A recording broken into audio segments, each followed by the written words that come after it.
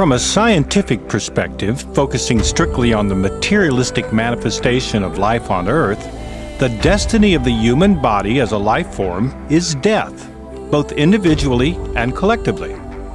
As each person must die, all life on Earth will eventually succumb when the sun of our solar system eventually burns itself out.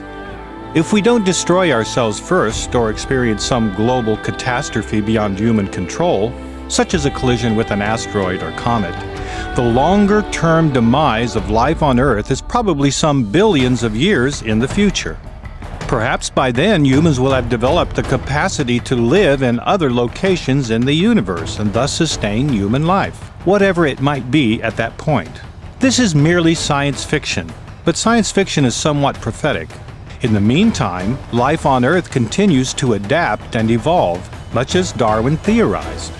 Evolutionary theory does not leave much room for destiny. There is no purpose or meaning to life except to survive and reproduce itself.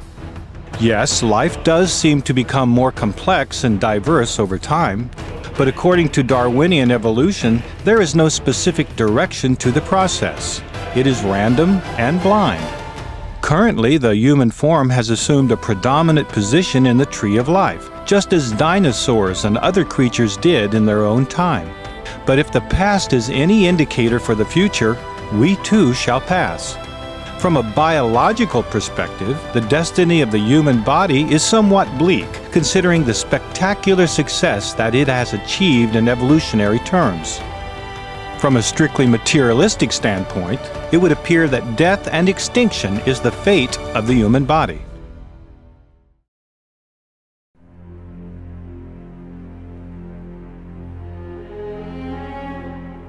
But there are other perspectives on the origins and destiny of human beings and the physical body. Undoubtedly, evolutionary theory is correct in postulating a relatively long and gradual progression in the development of life on Earth. The fossil record documents the millions of years that life has required to express itself in diverse and varied forms.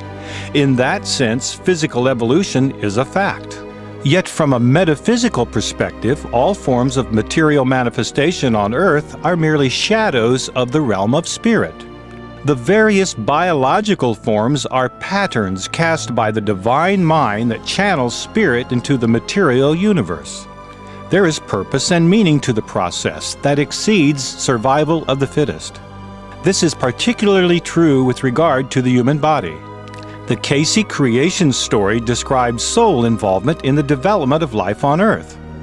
As souls explored the physical universe and practiced their divine co-creative abilities in the multiple dimensions of this reality, some adventurous souls made their way to this solar system and to planet Earth, millions of years ago in Earth time. Perhaps some of these souls even participated in the creation of this system and its planets, godlings trying out their co-creative abilities. At a certain point as life evolved on the planet, these souls chose to become involved in the process at the physical level by projecting thought forms into matter and pushing their consciousness into these forms. This downward trend in the soul's journey is called involution. Thus souls became entangled, entrapped, and encased in matter. Divine intervention was required to provide a suitable biological vehicle for the wayward souls to work out their lessons in the classroom of Earth. The created physical body relied heavily on the evolutionary patterns that had been successfully adapted over millions of years. And yet there were some specific adaptations that befitted the presence of souls in the flesh bodies. The human bodies present in the world today represent this retrofit of spiritual beings into evolutionary biology on Earth.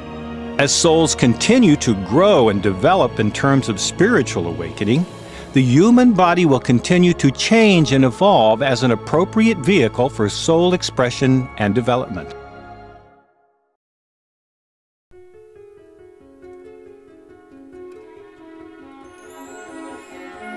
The physical body is certainly remarkable in its ability for healing and regeneration.